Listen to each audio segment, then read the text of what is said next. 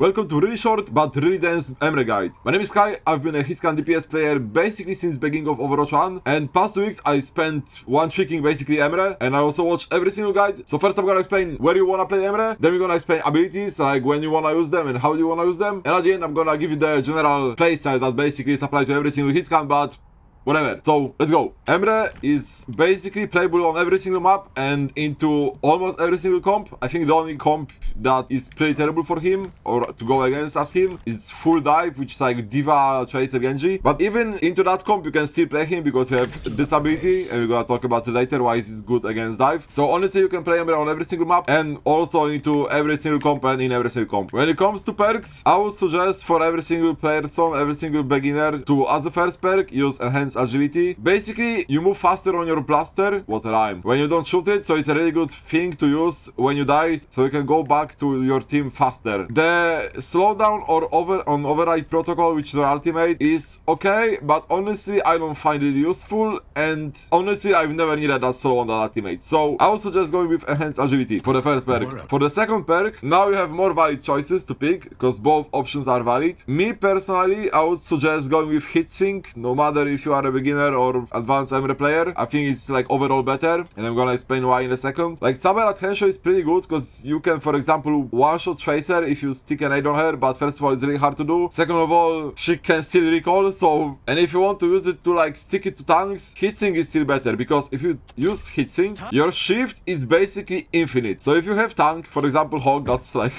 perfect to shoot, nobody shaming by the way. So if you use heatsink, basically direct shots with your pistol increases its duration. So what that means, you can literally use it infinitely if you hit body shots. So shift, and as you can see, it doesn't end, bro. You can just spam it, bro. As long as you're hitting body shots, you can spam it. So honestly, I would suggest using heatsink in every single situations, like over the nades. Nades are fun, to be honest. I actually like them for like fun purposes, but I would say like heatsink is way better overall. And also it regenerates your health. So if you use this, it's like really good for surviving. And that's why Emre is also good into dive, because if you have this perk, you can quite literally survive full dive. Because when you have heatsink, like you get dive, you just use shift and you can just kill yourself, bro.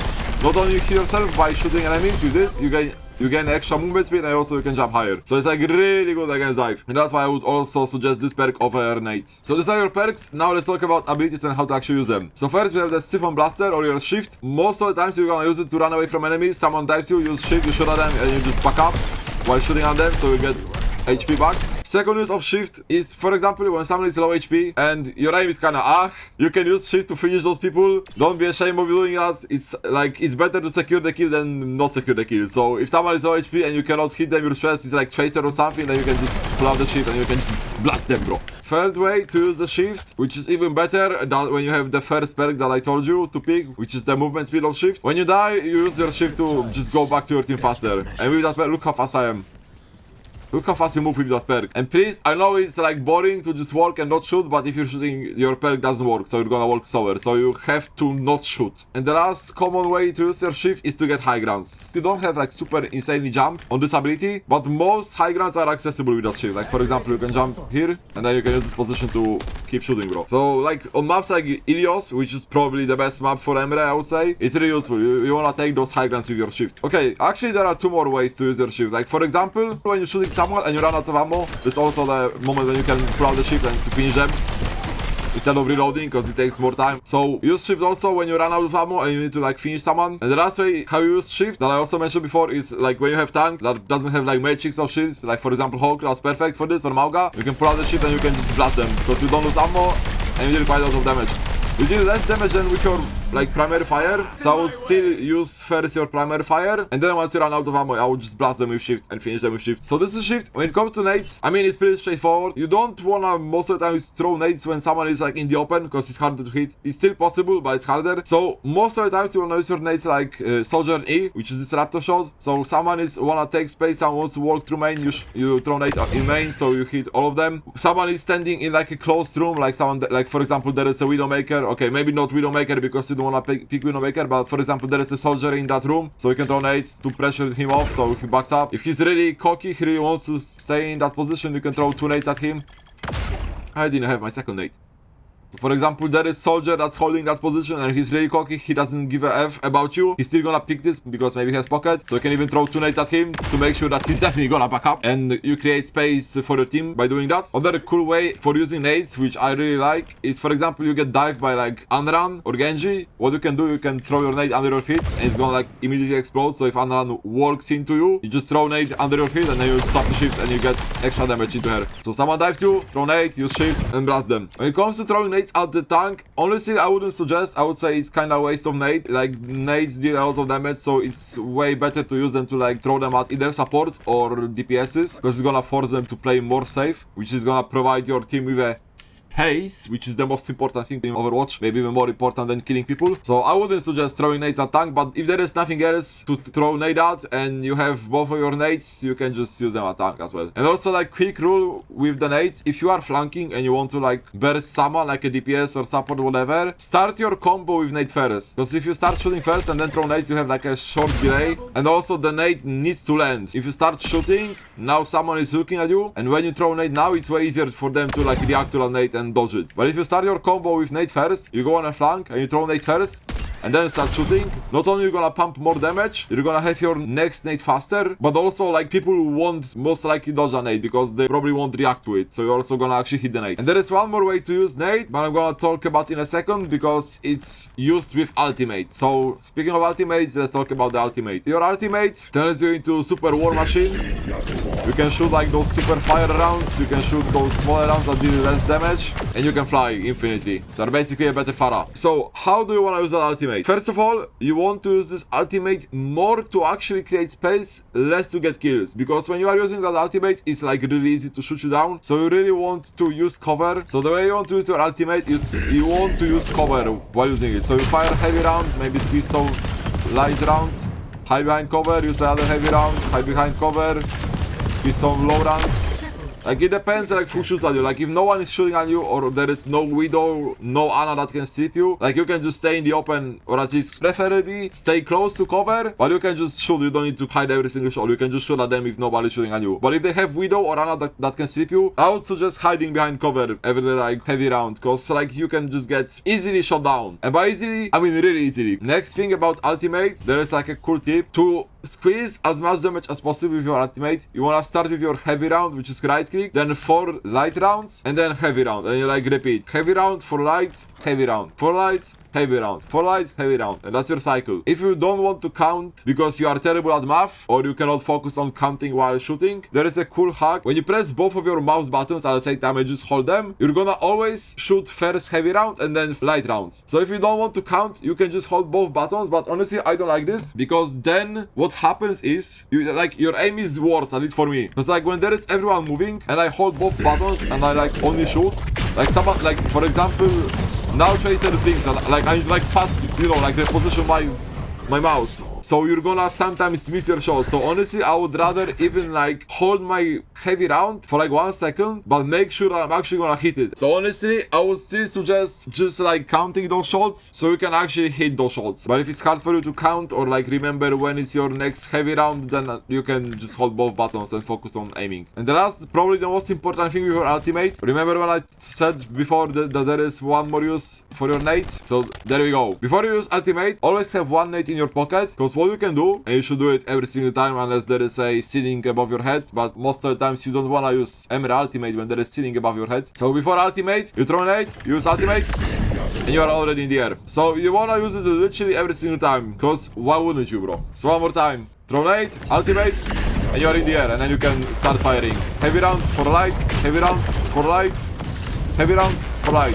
That's it. When do you want to use that ultimate? Basically, most of the times you want to use this ultimate when the fight is about to start. So for example, either enemy team is, you know that enemy team is gonna push your team. So like, for example, like you know that enemy Reinhardt or like tank, whatever, is walking up into your team. He's walking to the choke. That's a good idea to use our ultimate.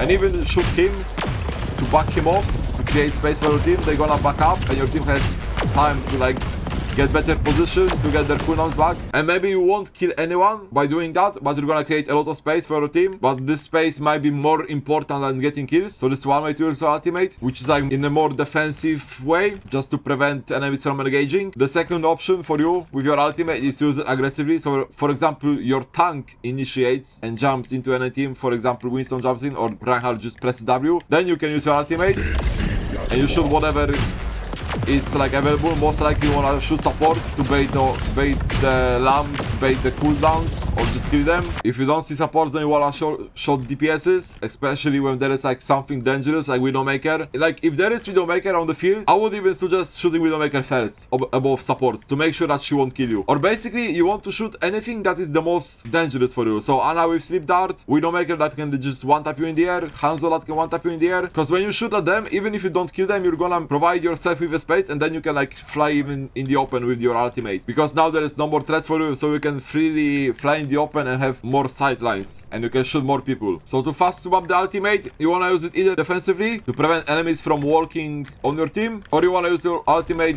offensively when your team engages first and then you shoot. First of all, the most dangerous things to you, the biggest threats for you, which is Widowmakers, Hanzos, Anas, and then if you like pressure them off or kill them, then you should supports most likely to bait the cooldowns or whatever is like in your LOS, because sometimes you don't see anything else. Then a tank, so you should tank when there is nothing else to shoot. So these are all abilities explained. Now let's talk about the general playstyle of Emre. Okay, so how you wanna play Emre? Basically like every single hitscan DPS, who would have thought. So first of all, you wanna like walk up main with your team. It's good. It's always a good idea to just walk main with your team to like just see where is every enemy and what they playing. And then what you wanna do, it doesn't matter what is your team comp, what is enemy team comp. You're gonna do the same thing in every single game, which is you wanna take off angles as many and change your position as many times as possible. So you go main, you shoot, fire some shots, maybe throw an aim into like backline or support. Then you change position, you take off angle, you shoot from this position, apply some pressure, they're shooting at you back, then you go back to main.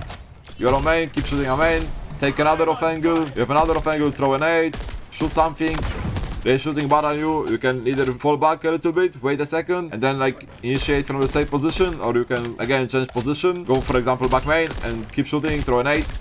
And this is like your entire cycle, bro. You basically want to change position as much as possible, and this is like really underrated thing. I knew that you should take off angles on DPS, on hitscan DPS, because it creates crossfire and you just basically avoid shooting shield or matrix, and you also get better LOS on enemy backline. But honestly, I've never like swapped off angles often. I would just like stay here and I would just like stay here, bro, shoot, maybe fall back to get some heals and still stay here, still stay here and shoot. But bro, if you're constantly changing off angles, you like fire a few shots here, throw nade, then go here to take another shot of angle, fire another nade, then you go back again to your team. Bro, if you do this like constantly, on God, you get so many opportunities and you get so much more value than by just standing one off angle. So you really wanna rotate a lot of times. Technically, you deal less damage because you spend more time traveling between off angles. And you know, some off angles might be longer on other maps, because this is like pretty short off angle. With some maps, those off angles might be longer. But bro, even though you sacrifice some damage for those rotations, you still overall gonna get more value out of taking off angles more often. Because you're gonna catch supports or like squishes so many times off guard and you can like just secure a kill. And that's your basic like gameplay on Emre, what you're gonna do like 99% of the times. And because Emre has shift, that gives you extra movement speed, and also it gives you pretty damn good self-sustain because it heals quite a lot. Emre is a hitscan that can also take deeper angles and you can even flank with him. So if your team is not in a fight, they are preparing for the fight, you can even take deeper angle and go farther. Actually, let me go to a different place. So for example, you're with your team and you know that your team is like waiting for cooldowns, you can take even deeper angle and take even better position. And for example, go like somewhere over here, because even if you get jumped by Winston, you have your shift, so not only you can faster recover and go back and just avoid him, but also you get extreme lifesteal. So honestly, as an Emre, most of the times you want to take those short off angles and just shoot as much as possible. But if you see opportunity for a flank and you know that flank might be a good idea and enemies won't expect that, and that flank is gonna give you like even better like sideline onto enemy backline, then you definitely wanna flank as Emre. The only time I wouldn't suggest flanking is when you first of all, and the most important thing, you don't have your shift, because that's the only thing that's gonna keep you alive on that flank. And all the time I wouldn't suggest hard flanks is when you play into full dive, because if you play into full dive, like Diva, Tracer, Genji, like if even 2 people jumps at you, like you're gonna be dead, bro. Like if you won't get helped by your supports, which most of the times it won't happen in low ranks, just your shift won't help you against 2 dive heroes like Genji and Tracer. Like you won't survive it with shift, and also it's harder to hit them with shift. So this is basically everything you need to know about Emre. Like there are probably still like some small tips, tricks, whatever, but these are the most important things for him. So if you focus on all of those things, you're gonna be golden Emre, and you're gonna probably carry most of your games, or at least you're gonna bring a lot of value to your team. So this is how you play Emre in a nutshell, but if you want to see how you actually play him in a game, you can click this video right here. In this video, I'm gonna play Emre, and I'm gonna explain everything, what I'm doing, and why I'm doing this. So you're gonna see how to actually play him in your games, which is probably even more important than the theory. So I would suggest watching this video, so click here, and watch it. And it's also really fun.